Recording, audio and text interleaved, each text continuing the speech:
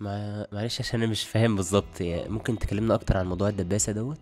الدباسة دي آلة جراحية بنقدر من خلالها نستأصل البواسير بعملية بسيطة جدا. تمام. تقنية حديثة بتستخدم أكتر في حالات السقوط الشرجي أو سقوط المستقيم. لو بواسير درجة رابعة مع سقوط في المستقيم أو سقوط شرجي بنستخدم الدباسة. هل دي بتبقى مؤلمة يا دكتور ولا؟ خلينا نقول ونتفق إن مفيش أي تدخل بدون ألم. اللي يقول لك أنا هعمل لك عملية بدون ألم تماما ده مش موجود. لكن في تقنية ألمها أقل من تقنية تانية، تقنية مضاعفاتها أقل من تقنية تانية. تمام. الليزر والدوبلر دول تقنيات حديثة جدا، ألمهم أقل بكتير جدا من التقنيات التانية أو الطرق التقليدية. فترة نقاهتهم قليلة جدا.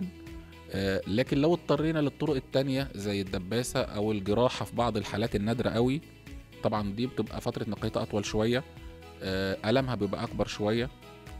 فكل ما كان الكشف بدري وكل ما كان التشخيص بدري، كل ما كان اتخاذ قرار العلاج بدري، كل ما كانت النتائج أفضل للمريض سواء من ناحية الألم أو المضاعفات اللي ممكن تحصل. طيب دكتور، ازاي نقدر نشخص البواسير؟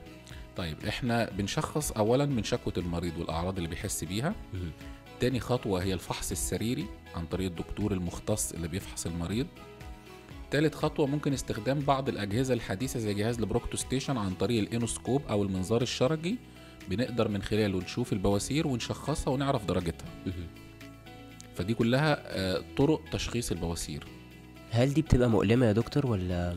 خلينا نقول ونتفق ان مفيش اي تدخل بدون الم. اللي يقول لك انا هعمل لك عمليه بدون الم تماما ده مش موجود. لكن في تقنيه المها اقل من تقنيه تانية، تقنيه مضاعفاتها اقل من تقنيه تانية. الليزر والدوبلر دول تقنيات حديثه جدا، المهم اقل بكتير جدا من التقنيات التانية او الطرق التقليديه، فتره نقاهتهم قليله جدا. لكن لو اضطرينا للطرق التانية زي الدباسه او الجراحه في بعض الحالات النادره قوي، طبعا دي بتبقى فتره نقاهتها اطول شويه، المها بيبقى اكبر شويه. فكل ما كان الكشف بدري وكل ما كان التشخيص بدري، كل ما كان اتخاذ قرار العلاج بدري، كل ما كانت النتائج افضل للمريض سواء من ناحيه الالم او المضاعفات اللي ممكن تحصل.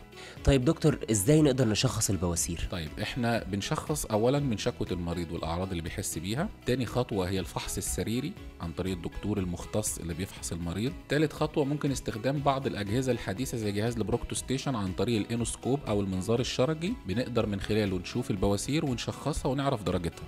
فدي كلها طرق تشخيص البواسير.